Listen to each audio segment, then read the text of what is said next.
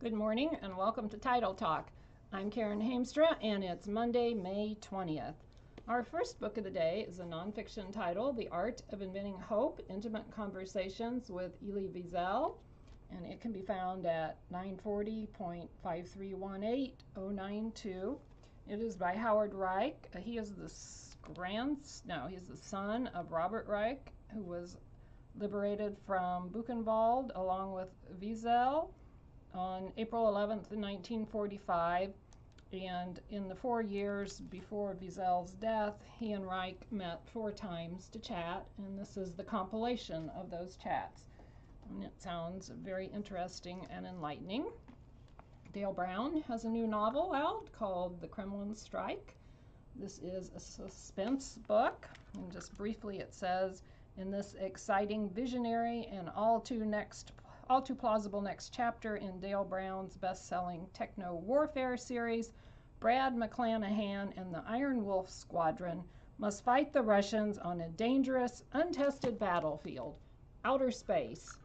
Probably that's the vehicle there on the front cover they used to reach outer space.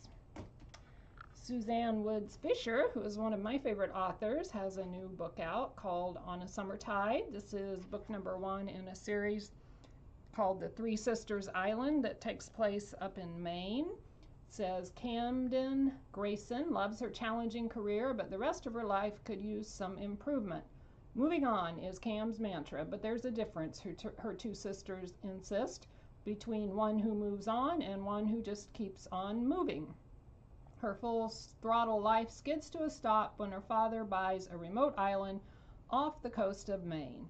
Paul Grayson has a dream to breathe new life into the island, a dream that includes reuniting his estranged daughters. So it's called On a Summer Tide.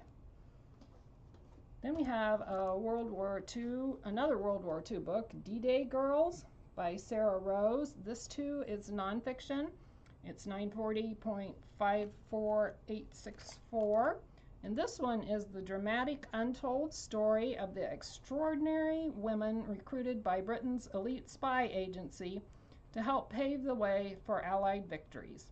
So if you like nonfiction books about spies, and you would like to read about women spies, this might just be the book for you. The spies who armed the resistance, sabotaged the Nazis, and helped win World War II. We have another suspense book called Disappearing Earth, a novel by Julia Phillips. And takes place on another side of the world. It says, one August afternoon on the shoreline of the Kamchatka Peninsula at the northeastern edge of Russia, 2 girls, sisters 8 and 11, go missing.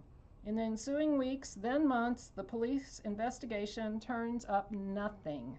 Echoes of the disappearance reverberate across a tightly woven community, with the fear and loss felt most deeply among its women. Julia Phillips, Disappearing Earth. Another nonfiction book, Sacred Liberty, America's Long, Bloody, and Ongoing Struggle for Religious Freedom by Stephen Waldman. This may be found at 323.44. And this offers a dramatic, sweeping survey of how America built a unique model of religious freedom, perhaps the nation's greatest invention. Waldman is the author of Founding Faith, and that's his other book, and he shows how early ideas about religious liberty were tested and refined amidst the brutal persecution of Catholics, Baptists, Mormons, Quakers, African slaves, Native Americans, Muslims, Jews, and Jehovah's Witnesses. American leaders drove religious freedom forward, but the biggest heroes were the regular Americans who risked their lives or reputations by demanding to practice their faiths freely. Another novel, Dawson's Fall by Roxana Robinson. This is historical fiction.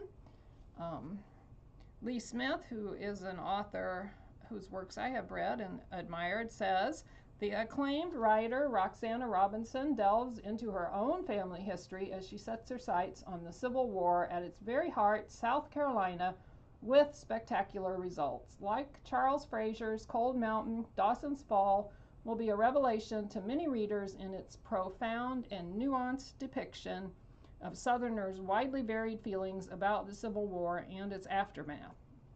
The past springs brilliantly to life in this tragic and compelling story, as accurate and fully realized a depiction of daily life and the extraordinary events of this time as has ever been written.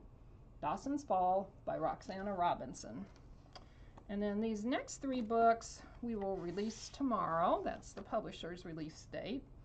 The first one is by Lori Wilde. It's Cupid, Texas, I believe, is the series, and then this book is To Tame a Wild Cowboy. Of course, it is a romance novel. And the question is, what would it take to tame a wild cowboy? 1 minute, Rhett Lockhart is a love 'em and leave 'em bull rider with a slow, sexy smile, a swagger, and not a care in the world. The next, he learns his freewheeling days are over. A baby has been abandoned in the hospital, and there's no question that he's the father. But from the first time he gazes into his daughter's eyes, he knows the moment has come to say no to no strings. It's time to grow up. So that's To Tame a Wild Cowboy by Lori Wilde. Melanie Benjamin has a new book out called Mistress of the Ritz. I believe that is the Ritz in Paris. It's a palace of dreams, of luxury, of diamonds and cocktails and gossip and secrets. It has favored guests, among whom are Ernest Hemingway, F. Scott Fitzgerald, Coco Chanel, and the Duke and Duchess of Windsor. And then there's Blanche Ozello, and her husband Claude, the hotel's director. They are the mistress and master of the Ritz, allowing the glamour and glitz to take their minds off their troubled marriage and off the secrets they keep from their guests and each other, until June 1940, when the German army sweeps into Paris, setting up headquarters at the Ritz. So you can imagine that that caused a change of their lifestyles, and if you'd like to read all the details, Melanie Benjamin's Mistress of the Ritz will enlighten you. And then one last fiction book. This one is called The Tubman Command by Elizabeth Cobbs, and it is based on the true story of Harriet Tubman. It says it's May 1863, outgeneraled and outgunned, a demoralized Union army has suffered fresh losses at the Battle of Chancellorsville. Fort Sumter, hated symbol of the rebellion, taunts the American army with its artillery and underwater mines. In Beaufort, South Carolina, one very special woman, codenamed Moses, is hatching a spectacular plan. Hunted by Confederates, revered by slaves, Harriet Tubman plots an expedition behind enemy lines to liberate hundreds of bondsmen and recruit them as soldiers. A bounty on her head, she has given up husband and home for the noblest cause, a nation of, by, and for the people. So this is the story of Tubman at the peak of her powers when she devises one of the largest plantation raids of the Civil War. The Tubman Command by Elizabeth Cobbs. Put a hold on it now. I do not believe that there are any holds. So act fast and it can be yours tomorrow. Thanks for tuning in. We'll see you next week and enjoy your day. Oh, and we'll probably be delayed one day next week because of the Memorial Day holiday. So have a happy holiday weekend.